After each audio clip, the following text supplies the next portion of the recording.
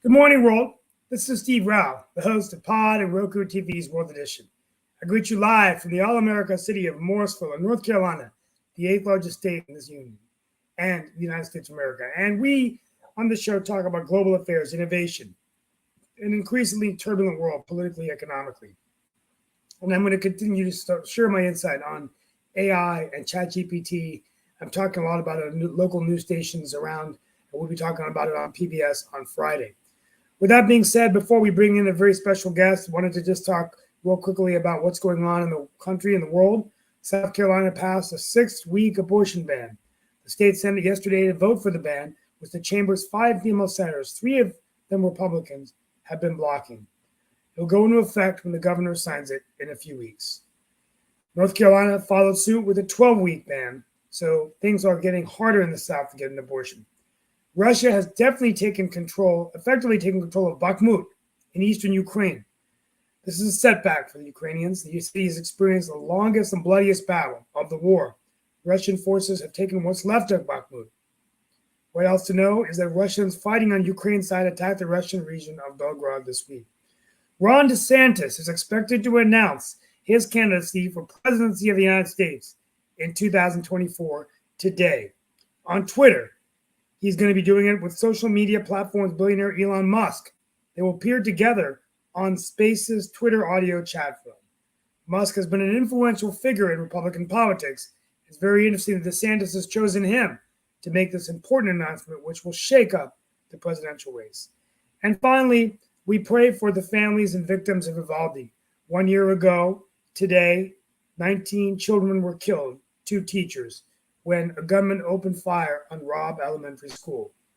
We continue to talk about guns and gun violence in America and why we have so much of it compared to other developed nations in the world.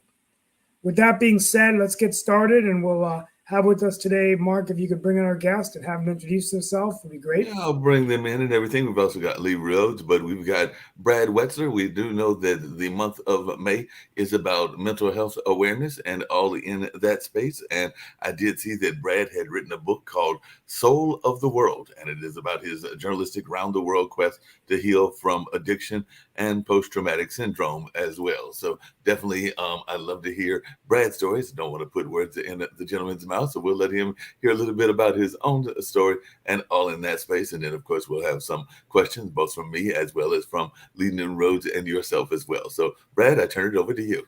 All right. Thank you, Mark, and thank you, Steve. I'm really happy to be here. And it is appropriate that this is Mental Health Month and that we're here today.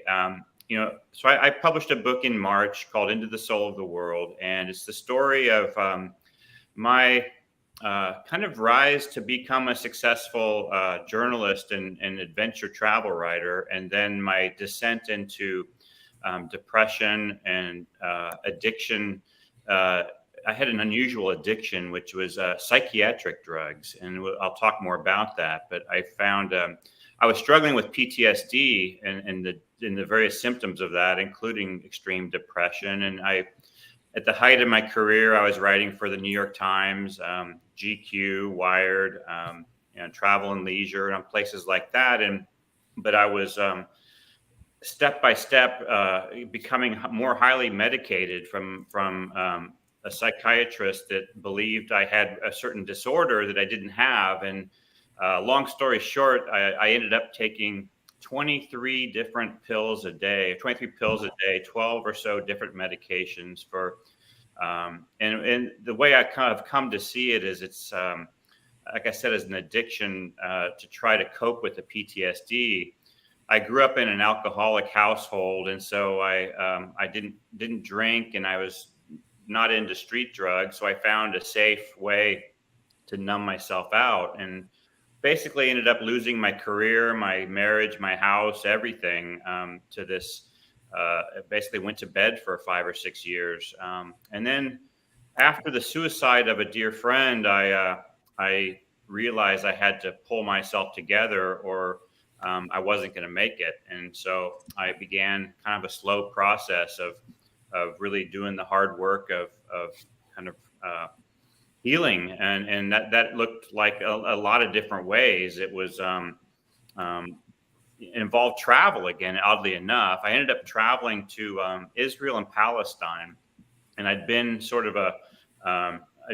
kind of an evangelical Christian as a kid, and so I was trying to see if I could believe in the Jesus of my youth. And I wandered around Palestine and Israel in Jesus's footsteps for about 10 weeks, and I wrote about this for the New York Times and for Newsweek. And I came home and found that I wasn't able to do that, but it did launch me into kind of to try to have a deeper understanding and reconnect with some kind of spiritual life. And so, long story short, through a lot of therapy, finally getting a PTSD diagnosis, things like yoga, which brings you back into your body, and learning how to be in relationships and friends again. I step by step over 10 years found my way back. And of course, PTSD is something you never really totally heal from. I think the healing part of PTSD is learning how to be in kind of relationship with it. You learn to kind of treat yourself more kindly, because it kind of lives in your body. And those, a lot of people say you now, there's a lot of experts out there, heal your PTSD, but it's kind of more about just a state of mind and understanding, how to deal with it more. So that's the gist of the book. And it ends with a couple of trips to India, and I end up in a cave with 100-year-old yogi who smacks me on the top of my head. And this is sort of the grand finale of the book. But in India, there's something called Shaktipat, and it's sort of like a spiritual transmission. And this might sound a little crazy, but anyway, the next day I had this really mind-opening, I would call it a mystical experience that lasted 12 hours. And it kind of helped me to see that I was healing, and I was more healed, and just showed me a deeper connection to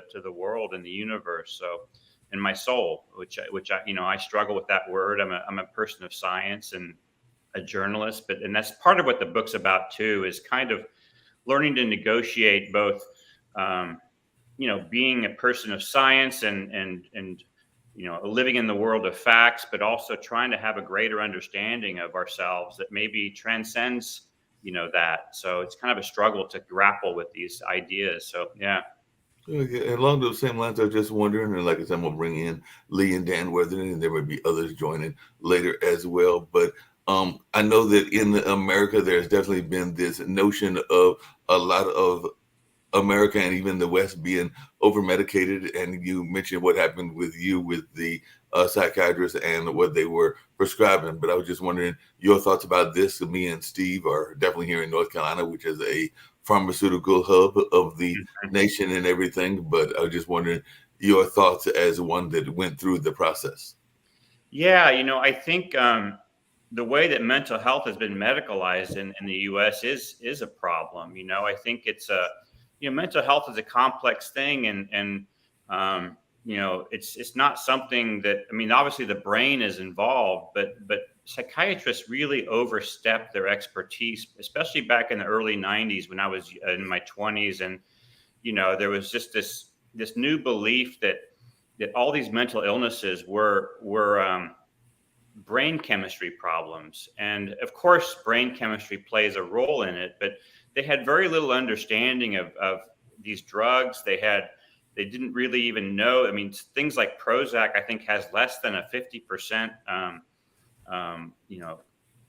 rate of being able to treat depression. It's sort of like they were using a sledgehammer, and they didn't even really understand how it worked. And yet that became the model for how we treat people. And so I now believe it can be a tool. It can be something, a little bit of medication might help someone on their journey. And of course, if you are struggling with, anything suicidal or whatever, I mean, I think it's, these drugs probably can help with that, but it destroyed my life. It was a misdiagnosis, and the arrogance and the grandiosity of these doctors to assume that they absolutely know this path and of how to heal, and to turn someone into a zombie. It's just reprehensible, I think. Yeah, but one of the other things I was curious about before I bring in the other folks, and Steve may have a question or two for you as well, is you definitely hit the epitome in terms of your journalistic career before the spiraled down and everything. But I was just wondering if your thoughts about media and your thoughts on the power of media, because like I said, I don't know that many people that have had the pleasure of working for the New York Times, Newsweek, GQ, National Geographic, and Travel and Leisure, which are definitely some of the major media institutions here in the United States in terms of publications. But I was just wondering your thoughts about media and the way it is going on this particular day and time. Yeah, I think I hit my stride and rise in a very different time from now. It was I was working for magazines at a time when it was print, and there was a lot of money in that kind of journalism, and everybody waited for that magazine to arrive every month, and there was a certain way that kind of way that we probably were more unified as a nation, even though I'm very aware of the dominant narrative that needed to be kind of shattered. So there's a gift in the fact that everything has become more democratized, and many other voices and have able to surface with all these different channels and shows like yours. So I guess, to answer your question, it's a very complicated time. And I think we are, experiencing both the gift of all these different voices emerging in a way that's shattering a dominant narrative that allowed things like, systemic racism and sexism and toxic masculinity to thrive. And yet I think we have lost a central narrative to, we've lost the thread of who we are as a culture too, as a result. And I think that's problematic. And I know that, Steve was talking about AI, and I think it's a very exciting thing. It also shows, looks like it's going to have some problems eventually too, perhaps. But I think one of the problems I've read about with AI is the misinformation aspect, and how, sort of like, yeah. Also, we just assume, I had one observation, that we're going to bring in Lee, but just a comment. First of all, we're expanding Medicaid in North Carolina, or trying to. And one of the things that our governor is doing is bringing in $1 billion of the federal incentives as we expand the healthcare coverage for mental health. Mm-hmm. So the legislators are excited about this because I think they've seen mental health get worse during the pandemic. We've seen gun violence increase. I know people use the mental health as a card, but I don't think the mental health, I think we have a gun problem in America. It's not a mental health issue. But that's a conversation for another time. But I do think mental health does contribute to this. The other thing I would say before we bring in our guests is AI and job loss. And we've never thought about its connection to mental health, but President Biden often says that a job is about someone's dignity. That's what his parents taught him when he was growing up. And his dad, I think, worked in a mill or a plant in Scranton. And you take away someone's dignity, they don't have a job. And marketing departments, writers, artists, musicians, this would be, gone. And that's going to affect their mental health, right? So as we have these technologies, we have to figure out, how do we get people trained for these new jobs, or how do we get them to understand that, they're not going to have the same job forever if they're answering the phone or dealing with customers or doing market research. Why would I need? I mean, I'm using the tool now, and I'm getting almost addicted to it. Yeah. Fully transparent. I don't write with it. I'm doing a newsletter today where I'm writing it, saying this is from ChatGPT, and then have a comparison of how much time it took me to write it versus if I wrote it on my own, which I thought would be, interesting, right? Yeah. But anyway, but let's bring our guests in. Now we'll bring in our other panelists and everything, and Zapato. we bring them in, and all along those lines. I was just wondering, one of the things that you talk about, Brad, and I'm here to bring in the other folks, is the transformation from suffering. So, what kind of advice do you give to folks that are trying to transform their suffering? And it seems like you are definitely one of those folks that likes to serve others as well. So, what advice do you give for folks to do that, and all along those lines? Yeah, I guess the only advice I could offer was I think it's important to faith, and I mean that word in the broadest sense. You've got to, turn hope into some faith in yourself and trust that you can do this, and trust that by leaning, going inward into yourself, building a network of friends. Talking about loneliness in this post-pandemic period, I think community is how we heal. Relationships and friendships is how we heal. So you've got to get out of your house and find friends and groups to be part of, because that's as healing as any medication. So that's my advice. And definitely some great advice there and everything. Now, you mentioned your own spiritual journey and all along those lines, and you did go there to the West Bank, and you also went there to the India and the mountaintops of the Himalayan foothills. So I was just wondering if you could share a little bit with our audience about these spiritual journeys that you took. Some people would call them sojourns and all along those lines. But if you just share a little bit around our audience with these trips and what you learned from those trips.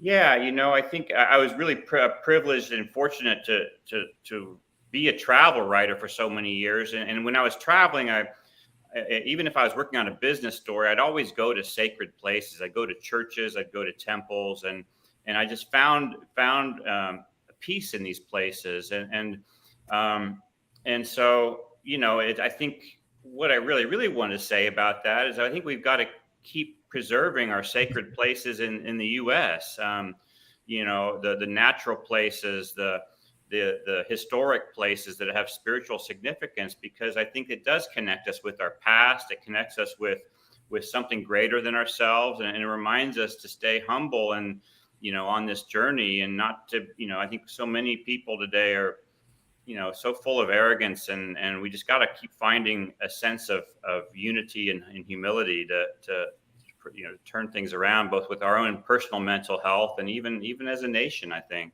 Yeah, that makes a lot of sense. I'd love to hear Lee and Dan's thoughts as well. I will share with you that I am a big fan of historical venues, and even historical venues that have a religious connection, because one of the places that I work at in Durham, North Carolina, is the Hayti Heritage Center, which is a cultural arts center that is definitely geared toward the African American community, and was a AME, African Methodist Episcopal Church. And that church moved down the street after renovations took place, and some people would say gentrification and urban renewal and all in that kind of line. But even though the church moved to a different location and is quite thriving, the historical building has now been converted into a performance hall. And there are some churches that rent that facility, and then it is also used for various types of performances, whether that be poetry, jazz, classical music, or a number of other kinds of music that are there. So it's one of those examples that you're talking about of not destroying the church because the church has opted to move to another location, but actually saving it for its historical value and for its kind of connection to the community. Yeah, I love that. Yeah, thank you. Okay, no problem at all. Lee, any thoughts and everything about what you're hearing from Brad? He is a person that has a very vast knowledge here in the journalistic field, and definitely has done some stuff in the wellness area, as well as apparently has even written about business, politics, and the environment. So we may get to some of his thoughts around those as well. But I was just wondering, any of your thoughts as you have been listening to the conversation? Yeah, I got a whole bunch. First of all, welcome to the podcast. Congratulations on your, I don't know if it's a journey. It's obviously not over. None of us are, our journeys are over. But it's amazing how you were able to bounce back and they make the progress that you made. I'm just in awe. Just a quick question. The pandemic that's, I guess, coming to an end, what have you, from a mental health standpoint, and also from a standpoint where they closed down houses of worship, I mean, I think, what were they thinking? Do you disagree, or I mean, what are your thoughts? Yeah, I think in retrospect, I have a very different opinion than I did at the beginning. At the beginning, I was watching all the dying that was going on in Spain and Italy, and it seemed like if this was really going to be a terrible thing. And I know there's a lot of deaths that happen in New York City, even too. So, I mean, I understand why that happened. I think we learned a lot, and I hope it wouldn't happen the same way again the next pandemic. I mean. I hear your frustration with it, and I think it took a terrible toll. I mean, it's kind of a both and. I agree 100% with you that the loss of community, the loss, especially for people that were not in, a high risk zone. I mean, there's so much mental health issues. I mean, the kids lost the ability to be with each other and to grow and to keep becoming healthy adults. It led to a lot of isolation that I think we're still dealing with. I have friends who still haven't kind of pulled out of that isolation mode. It took a terrible toll on us. So it's kind of a mixed bag, but I hear what you're saying. Along those same lines, before maybe Dan has a question, or maybe even Lee has another question. You mentioned before that you had been in a relationship, and I do know that there has been some conversations both around mental health as well as what happened during the pandemic, and how a lot of times people weren't prepared to deal with it. I've even heard cases of people that realized that maybe they weren't as meant to be connected as they thought they were, because they had to spend more time together than they were used to. So they might have found more of those differences that were accentuated because they were spending closer time together. So I was just wondering, was this kind of journey that you were going on during the pandemic, and did it impact this relationship? I think you said you were married there for a number of years. So I was wondering how that impacted what was going on with your own mental health journey. I was divorced and single at the time during the pandemic. And, I actually thrived during that time. It didn't affect my mental health as much. And I don't quite understand why that was. It also, I basically wrote this book during that time. So I think it led me into myself, allowed me to see myself more clearly. And I did, it helped my business. My business went from being live and teaching writing and to doing it on, and I was able to scale it more as a teacher of writing. So it had some benefits for me. And I'm not the typical person, I think, that was really deeply affected in a negative way, but I do have dear friends that literally are still kind of homebound because and neurotic around being around people because of it. So I don't know. It took a terrible toll. I coped okay with it. I was surprised by that. It was Any further questions, Lee or Dan? If you want to jump in, I may have some questions about Brad's thoughts about the politics of Texas, because I do know that Texas has some interest in politics, but we can get to that if y'all have any additional questions. Well, Brad, congratulations on your faith journey and your continuing faith journey. I think that's really important for us to be able to dig deep for insights and to turn to higher power in our lives, to be able to expand our awareness of those things which are not really understandable from a rational standpoint, but give us power and purpose in our lives. One of the things that I was most, I guess offended is not a word that but the government control and censorship of the scenario around the pandemic and the politics has been despicable and alarming to our First Amendment freedoms and our ability to express ourselves as a free society. I don't care if you're on the left or the right. People should be able to speak their truth because it's what they're experiencing. And there are only certain messages that are permitted for people to speak the truth that seem to attenuate to those messages that the left wants to promote. It should be a balanced conversation, and people should be free to think and to speak in a free nation. that where we have the freedom of speech in this country, government censorship in collusion with social media should never have been permitted to happen and should be stopped immediately because it's wrong-minded and it's a pox on the liberty of Americans. I don't know if you have any thoughts about what he said, Brad, but the other thing that I was going to add to that, because you do teach over there and have a master's degree from Northwestern, which is definitely a leading journalism school. I would put it up there in some degrees with Columbia. I actually went to Marquette, so I do know some of those Midwestern schools and all along those lines. But I was just wondering, what is your thoughts about the nature of journalism right now? Because it does seem that it does sometimes play into the divide, like Dan is talking about, and there are certain publications and certain social sites that do seem to go lean one side or the other, and they do seem to lean very strongly in one side or the other, and that's that whole MSNBC versus Fox kind of narrative, or Rumble versus some of the other social media. No, it's worse than that. Actually, it's the deliberate censorship of content and messages and suffering that people are going through that were censored because of fact checkers. And all they're doing is telling the truth about their situation, about their health situation, about their harm and their friends and others. They had no way to be validated about their suffering. It was wrong. The politics is another thing. And the censorship and deliberate censorship by the media in politics is another wrong. And also what's the collaboration of the media and big government to tell the big lies, as we've seen happen time and time again in the last four to 6 years. That has to stop. We need the truth. We're not getting the truth. We're getting a version of what the media wants us to think. We're not getting the truth. Neither side are we getting the full truth.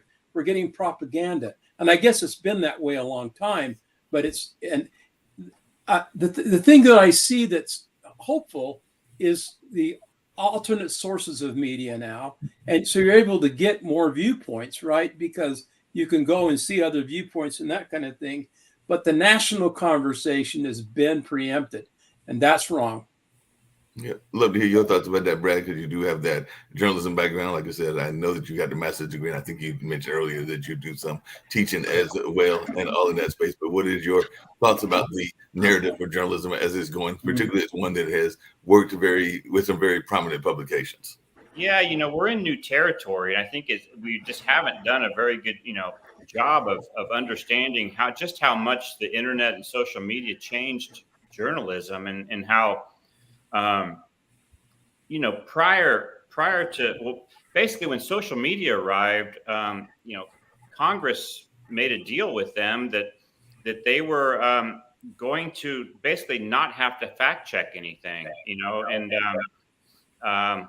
that anyone could say anything, which was very different from when there were just like newspapers, for example, or newspapers in 3 stations, which again had their own problems and sort of establishing a dominant narrative that and limited access to people. But the good thing about that time was, you couldn't just say anything that was unfactual, or else you would get sued. I mean, their opinion pages. So we've just entered a time, and again, going back to AI, a time when facts have become malleable and we don't share the same facts anymore. I mean, 100% we should be able to speak your opinion, but it's problematic when people spout facts that are at odds with reality. And so I don't know how we handle that now. I want to have a voice for everybody. At the same time, if we don't share the same sense of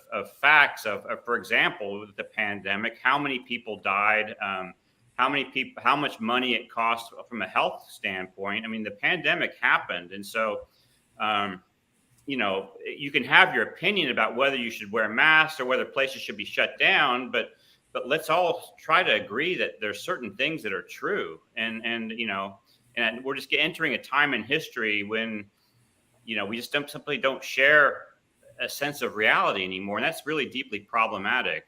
I hear you, Brad. One of the other things I was curious about is, and I'm going to use the example of Texas and North Carolina, is that sometimes the narratives in my mind are a little bit different than we expect them to be, because a lot of times North Carolina in some cases is painted as a conservative state, and I'm not saying that there aren't parts of the state that are not conservative, but in a lot of ways it is very much of a swing state for a reason. I mean, we are the state that gave you both Jesse Helms and Terry Sanford, which are definitely opposite ends of the extreme and all along those lines. And I would say the same thing about Texas, because a lot of times people, when they think about Texas, they think about certain folks that come from there and that are in the political limelight, like Ted Cruz and a number of others. But as we were talking about earlier, Texas also has some parts of it that are fairly liberal. Austin is definitely a music city and has always historically been a music city and has had somewhat of a liberal background as well. So I just wanted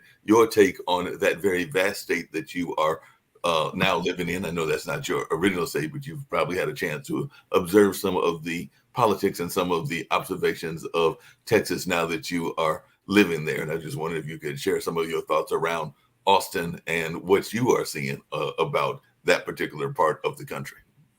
Yeah, I think it really showed me just how sort of bifurcated, how separated we are between urban and rural areas, for one thing. I mean, Texas is, with Dallas, Houston, Austin, San Antonio, we live in a different political reality than almost 95% of the rest of the territory. So, I think it's just another way in which I think we're becoming further and further apart. And I think the answer is, where my answer to this is, I kind of wish we had a character a little bit more and aligned with sort of an LBJ. I think we need someone who can, kind of navigate these vast differences between us right now and find some unity between us and make hard deals and really be a good politician rather than a showman who, is looking for a soundbite. I wasn't an adult when LBJ was president, so I know he had lots of problems too. But he seemed like somebody who could find that middle ground and just get stuff done, which is something I think we've lost. And so that wasn't a direct answer to your question about Texas, but it kind of was. That definitely answers it to a degree and everything. The other thing that I know that you are interested in, and we're in the middle of the NBA playoffs and all of that in the NHL, even though I think that Carolina's about to be swept, unfortunately, maybe later on today, but maybe they can do like Boston and bounce back in all of that space. But I was wondering if you could just share a little bit about your own interest in sports and if it's been accentuated by living in Texas, because I do know that football is more than a sport there in Texas. It's almost considered like a way of life. And there are some other things that are in Texas that are way of life, like I think some of the rodeos and some of the other things that are in there. Barbecue and country music and all that kind of stuff. So, yeah. And well, actually, regarding sports, I still am a lifelong Kansas City Chiefs fan. So there I see the hook 'em horn sign. I'm new to Texas. I haven't really fallen in love with the horns yet, but I'm a KC Chiefs fan all the way, and so I've been enjoying watching their success. I grew up when they were just awful, awful for 30 years. It's kind of fun to see them, but I'm not a Dallas fan. I'm not, my team is the Chiefs. That makes a lot of sense, and definitely because if I remember correctly, you grew up in that area before you. I did, yeah. I don't spend much time there anymore, but every Sunday I'll turn the Chiefs on. So he's a diehard Chiefs fan and all in that space. So that's amazing. And all along I was a Royals fan back in the 70s when, with George Brett and that crowd, that was a special time. So I was going to ask about the, and I know we're coming back to the mental health and everything. You definitely part of the book is about your journey with PTSD and all in that kind of space. But I was wondering, I know that Dan has served in the military. I can't remember if Lee has or not. I know neither me or Steve have, but was your PTSD from the kind of military background or was it from the journalism background, or how did it come about in what your understanding of it is? Yeah, it was multi-layered in my case. I had a near.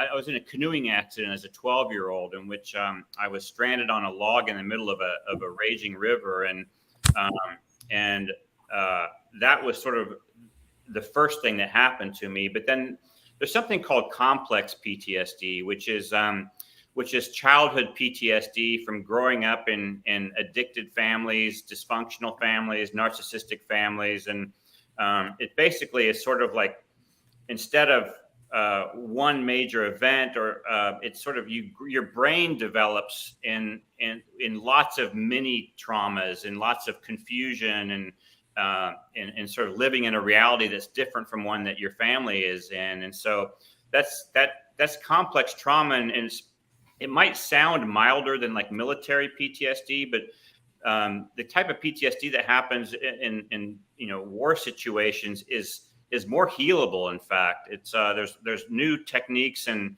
that because you're an adult, the PTSD wasn't ingrained into your developing brain. So I think one of the things that made my journey a little bit more, thank God I wasn't in any kind of traumatic experiences in military, so I'm not diminishing that at all. But the difference is, like, you kind of have to almost restructure your brain when you've got childhood PTSD. So it's kind of a different thing. Yeah. And speaking of different things, I know one of the ways that you got into your cure and everything was dealing with yoga. And there has definitely been a lot of things in the nation and around the world around mental health, and also around wholeness, and around these kind of new ways of dealing with healing and everything. So I was wondering if you could share a little bit about that wellness journey that you have gone on with yoga and a number of the other kinds of ways that you are working at the recovery. Yeah, yoga has turned out to be quite an effective treatment for PTSD and lots of different mental health conditions. And the reason is because I think we used to think we were just, our brains were made up our entire state of mind, but we're actually, our nervous system is where trauma gets located, and so working with your body and coming back into your body. I think a lot of us just spend a lot of time staring at screens, and we kind of end up here in our heads. And so there's sort of a whole integration and moving back into your body and healing the trauma that actually lives in the body. So it's a very important, it's not just a new age kind of a thing. There's real science behind it. And again, I mean, therapy was a big thing for me. And again, relationships. So that's it's sort of a three-pronged thing. I think it's sort of like learning to trust yourself, learning to be back in relationship, and having a relationship with a higher power, or some sense of the mystery of the world, however you define it. If you're religious, great. If you're not a churchgoer, there's still a way to be a person of science and connect with what we don't understand, like Dan was saying. Yeah, that makes a lot of sense and everything. Now, I was wondering, in your world travels and everything, if you had ever had the pleasure or displeasure in some cases of going to Eastern Europe, because I'm going to bring in Sasha Starr, who is our host of Ukraine, Russia, and China, and he also does a show around chess and a number of other things. But I was just wondering, in your travels, if you had a chance to either visit Ukraine or Russia. We do know that they're in the middle of that horrible war and all in that space. So I was just wondering, in your world travels, if you ever had a chance to go to that area. I did. I traveled to Moscow. I spent a month there. I was writing for George magazine, which was edited by JFK Jr. And I spent a month inside Star City, which is where the space program was located. And at the time, Russia and the U.S. were cooperating around Space Station Mir, and so I got to meet a lot of the astronauts and scientists and administrators, and it was a fascinating experience. And one of the things I was fascinated by in my time in Russia was just that it was the level of how to say this. I was surprised that for a superpower that it seemed like the infrastructure and stuff was just not up to American standards. And so it was fascinating to see how much I grew up in the Cold War. And of course they had, they were a superpower, and yet, you know, the infrastructure was kind of not up to our standards. So it was just a fascinating dichotomy. I don't know quite what I mean by that. Yeah. Yeah, interesting. Sasha, you're here with us and everything. Is there any new news that you've got from what's going on in Bakhmut. Bakhmut, right? Sorry. Sorry, Thank you. Okay, don't forget that this is a positional war, and nothing will change really much from one day to another. Although small developments are happening almost all the time. Now, Bakhmut situation is that I'm going through several sources and using mostly those that I trust over the years or the months in this case sometimes. And indication is that Ukrainians are still hold on to a very small piece of Bakhmut. And on the other hand, Russians, they inherited a rubble which was constructed by themselves. And there is no use of the city. Actually, it's not a city, it's territory with the rubbles inside. There is no use of that. It's impossible to stay there. It's impossible to live there. It's impossible to do anything about it at all. So now Russians claiming that they already took over Bakhmut. Even if that's truth, it's very difficult to see how they can use it to any advantage. They have no capacity to move forward from Bakhmut farther westward. They don't. So to stay there, it's impossible, especially now that Ukrainians are almost encircling the city or remains of the city from both sides. And apparently Russians can find themselves very soon completely encircled. And in this case, there will be like a DAX, and you will just start shooting them because both sides around Bakhmut, they are on the heights, and the city itself is at the bottom of certain elevations. So whoever is there, they're perfect targets just to be killed. And don't forget that Ukrainian army, like any army in the world, there are three things to focus. Number one, you have to guard your border with a foreign state. Okay. Now, if that fails, then you hold on the front line.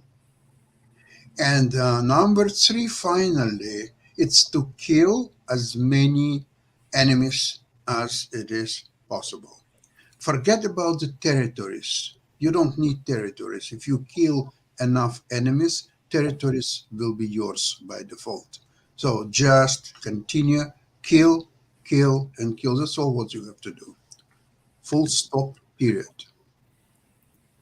Interesting observation and everything. One of the things I was going to come back to, Brad, really quickly and everything. You have traveled the world and all of that as a travel writer. So I was wondering, how many countries have you had the pleasure of going to, and what is the one kind of like commonality or observation that you have seen in all of this travel? Because I'm imagining that you probably traveled to multiple countries. I know we've mentioned some of them. You've been to Russia, you've been to India, you've been to Israel, and I imagine you've probably been to a number of other ones. So I was just wondering, as a travel writer and as somebody that's definitely done a lot of travel, what is the commonality that you see in mankind, and what are some of the things that you have observed in your world travels? Yeah, one of the most fascinating places I spent time in the West Bank, and what I learned, I guess what I've learned is when you sit down to have a meal with families, just how similar we all are, and just how kind and reasonable, and we can hold incredibly opposite points of view, even extreme points of view. I sat on a rooftop in a small town outside of Jerusalem on the West Bank on the Palestine side with a family, and a couple of the adult sisters had been very active in dismissing China's spy flight yesterday. He called it in the communist resistance and in the PLO and things, and even advocated for, didn't see that much of a problem with suicide bombing, and of course, extreme points of view that none of which I would agree with, but sitting down and having a meal, we find common ground. We find even joy and humor and that human experience. So I think that lesson taught me in my other travels, again, to Russia, to India, to the rainforest of Brazil, to even to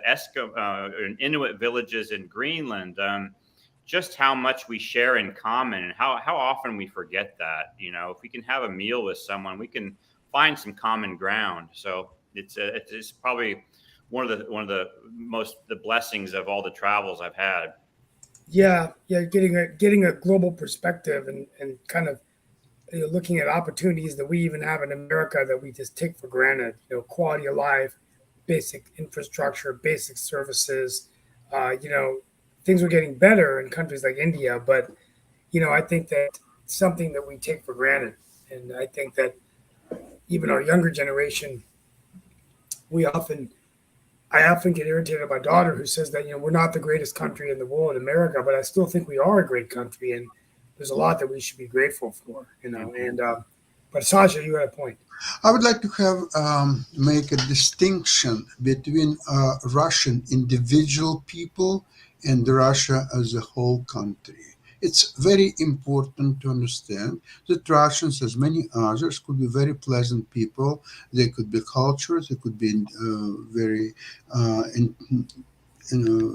far ahead intellectually, and they could be great scientists, musicians, and just anybody else. We know all of that. Same thing if you meet Russians in the West, in United States or Europe, Canada, or wherever. They could be very pleasant people, and you can enjoy their company.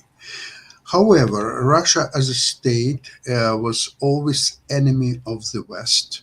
It doesn't matter whether it was 500 years ago or 50 years ago or 5 years ago or 5 days ago. It just doesn't matter. It's the greatest enemy of the West. It wants to destroy the West. It despises the West. It's envy the West. It fears the West.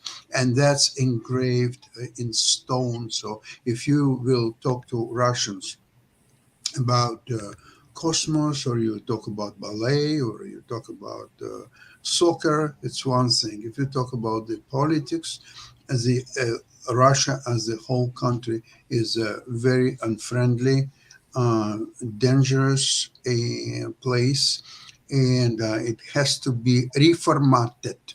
And hopefully their horrible loss in Ukraine will lead to exactly that process. Sasha, I agree with what you're saying, but unfortunately, it's not restricted to Russia. There are other countries like Iran that also. Yeah, agree. I just, as an example, I made it Russia. 100%. Can I ask You're Brad a right. question? Okay. Yeah, go for it. Yeah, Brett, what is your hope, sir? What are your thoughts on the integrity of the media? I mean, over the last few years, the media was complicit in a lot of the lies. And the reason I'm saying complicit is because they repeated a lot of the lies, and you don't see after the Durham report and other things coming out that they know they were lied to. You don't see the anger that they normally would have at being lied to from people, and they're still trusting these people and institutions. Am I wrong? No, I think you're right. I mean, I think that I think the problem is more than I don't think that these kinds of conspiracies or willful desire, for most media outlets to deceive people. I think there's a certain laziness and a certain repeating stories that have been told and then not researching them and not fact checking them. I hear you. I hear the frustration. I just, having been on the inside of at least on magazine journalism, I find, conspiracies, media conspiracies to be a little far-fetched. Certainly, some media outlets definitely, pander to certain audiences. And I think that's part of the problem is we don't have many outlets that people agree to watch and to feel like they're getting the straight story. So anyway, I'm not sure exactly what you're asking me, but I just feel like the increasing number of outlets has allowed people to gravitate toward only the information they want to hear. I'll give you an example. Yeah. It's an interview Leslie Stahl from 60 Minutes with President Trump, where he was talking about the Hunter Biden laptop. Mm-hmm. And she says the reason we don't cover that is because it cannot be verified. Not that we didn't verify it, it cannot be verified. She took that position. Now it comes out, it was true. Okay. So she was blatantly lying. Mm-hmm. Why do people do that? And she knew it. She knew it. Yeah. I didn't watch that episode. I just think that integrity is the word. One more thing, Brad. And at the same time, for years, they covered the Russian collusion. No problem covering that. But you know what? It turns out, the Durham report, that was all a lie. Yeah. I think, I hear you, Lee, but I think it happens on all sides. I think, obviously Fox is being sued for their defamation of the voting system. So I think it's an integrity issue. It's a cultural integrity issue. I don't think it's a right or left issue, in my opinion.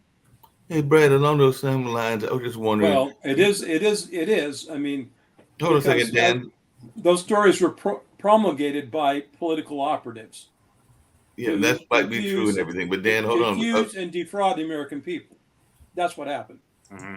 But Dan, along those same lines, just really quickly, because I did have another thing that I was curious to hear Brad's thoughts about, because the last, I would say maybe even as far back as Kennedy, but definitely Trump and I would say Obama and a number of others, there is this notion of celebrity. And a lot of people, I think, are more into the celebrity aspect of politics than they are anything else. So I was just wondering how much in your own observation has that played out? And do we see that in other countries as well? As well, I definitely support what is going on in Ukraine's defense against Russia. There is no doubt that Zelensky came from that celebrity culture as well. He was a entertainer before getting thrust into politics and all in that kind of way. And I've seen other places where there have been folks that had that celebrity aspect. So I'm just wondering how much of it, even in England and places like that, are we getting caught up into this politics of celebrity, and that is getting people away from the issues because they are more interested in the, as you mentioned earlier, the sound bites and some of the surface aspects of what the politicians are saying, even some of the activists are saying. So I just wanted your thoughts about this kind of celebrity mindset that we are in. Yeah, I think the internet and social media has allowed basically the rise of a lot of narcissistic people to take power. I mean, the types of people that really are there for self-interest and not there to make the hard compromises. And so I would agree with you that the celebrity culture that is sort of now a feedback loop, because, the media, and it allows these kinds of people to become very attractive, charismatic people. And I think we need fewer charismatic celebrity types and more people who are willing to talk to each other. And so I think it is a problem. I don't see what the answer is with we live in an Instagram culture, a Twitter culture, where the loudest voices, the most charismatic people get the attention. And I don't know how you put the toothpaste back in the bottle. I think it is spreading to other parts of the world. Turbocharged, intercooled Saturn coupe back to the fuel economy. So, yes, that's my thoughts on that. Yeah. There's a very interesting thing happening today. DeSantis is supposed to announce his run for presidency of the United States, and it will be done on Twitter with Elon Musk. Now, what's happening here is a very interesting thing, that Trump has much more followers on his Twitter than DeSantis. I think the last time I checked, it was 87 million against 4 million or so.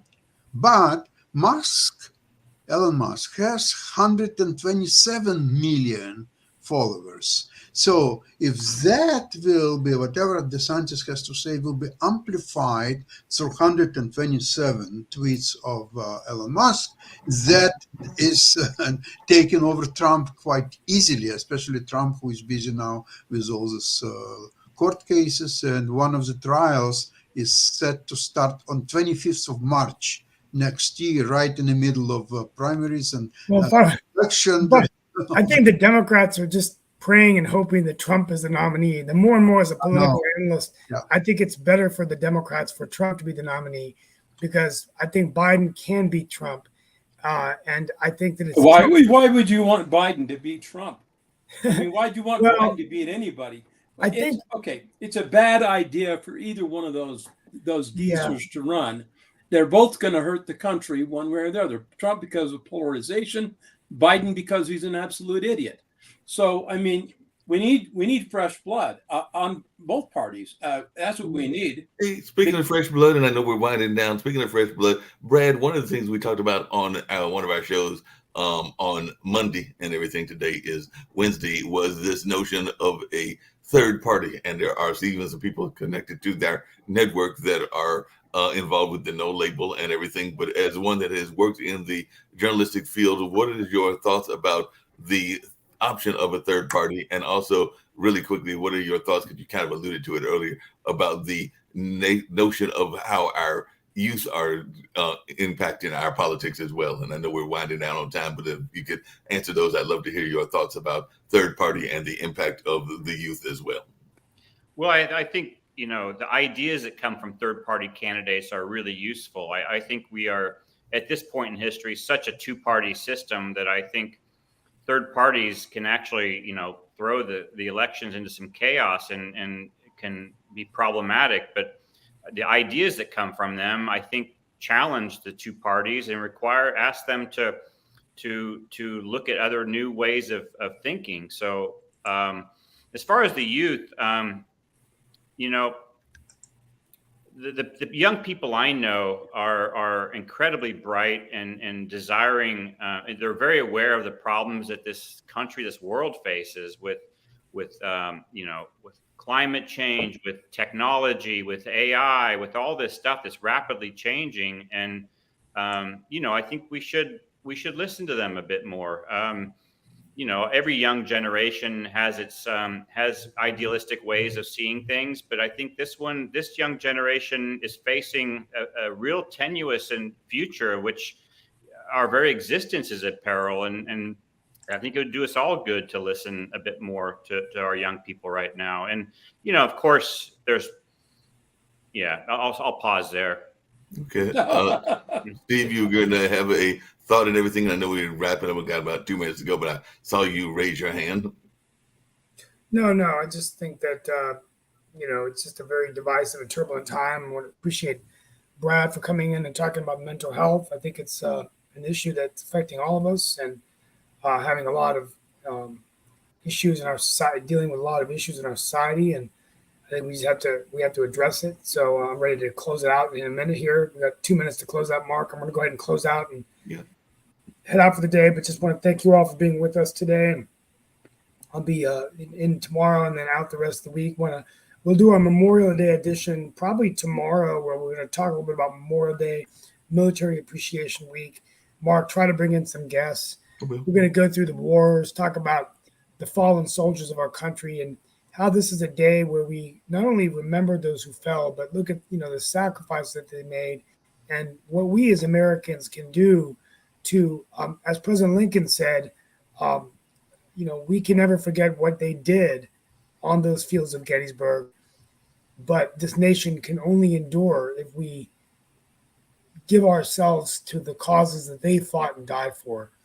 And I think that's a conversation that often gets lost during these parades and fireworks, and, you know, just even the somber Memorial Day performances and remembrances are good, but I think it's being forgotten with our younger generation. So tomorrow we're going to talk about Memorial Day, some of the wars, and where we go from here. But on that note, I want to thank anyone who's been listening to the show. If you serve in the military, we are grateful.